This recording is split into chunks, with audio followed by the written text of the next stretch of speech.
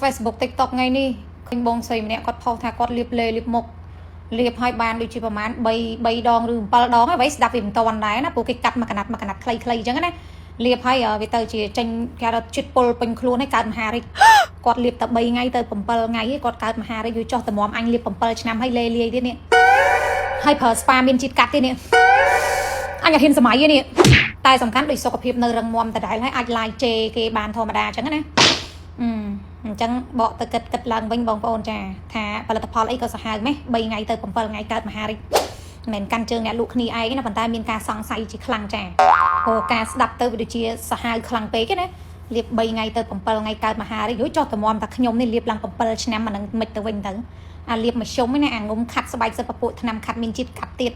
នេះស្បែក7ឆ្នាំហើយតែដូចអត់ទាន់ឃើញវាឡើងមហារីកអញ្ចឹងណាហើយលាបនេះមិនមែនលាបខានទេគឺលាបជាប្រចាំថ្ងៃតែហ្មងណានិយាយទៅគឺលាបរាល់ថ្ងៃហ្មងងូតទឹកហើយលាបអត់ដែរខានលុះមួយថ្ងៃណាបងប្អូនហើយបើនិយាយពីស្បែកមុខវិញមិនមែនលាបប្រភេទលេលាបមុខសុតមកពីប្រទេសកូរ៉េអីណាគឺលាបម្សៅលាយរបស់យួនតែហ្មងហើយមិនមែនលាប2 3ថ្ងៃឬ4 5ថ្ងៃមួយអាទិត្យអីណាចាមុខនេះគឺលាបកាន់ឆ្នាំហើយតាំងពីអាយុ16ឆ្នាំរហូតដល់ឥឡូវចិត្តចូលក្បាល30ហើយ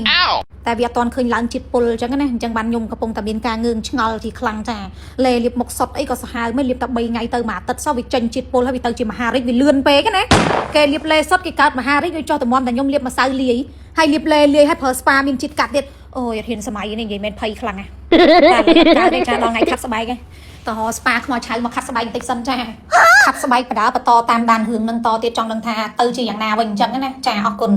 អាគេលាបលេសុត3ថ្ងៃទៅ7ថ្ងៃកើតមហារីកឡើងជាតិពុលរួចចុះតម្រាំចាជីលាបលេលាយ7ឆ្នាំម្សៅលាយ7ឆ្នាំបងប្អូនសាកសម័យមកអញភ័យបុកអាចនេះតែដូចមិនទាន់ឃើញទៅណាកាន់តែលាបស្បែកកាន់តែសខ្ចីអញ្ចឹងចេះទ្រាំលាបបងប្អូនតែចង់ជំរាបប្រាប់ថាថ្ងៃនេះស្ប៉ាខ្មោចឆៅលេស្ក្រាប់ចូលស្តុកឲ្យបងប្អូនអាចទៅរកទិញតាមតារាងចែកចាយទាំង25ខែក្រុងបានណាចា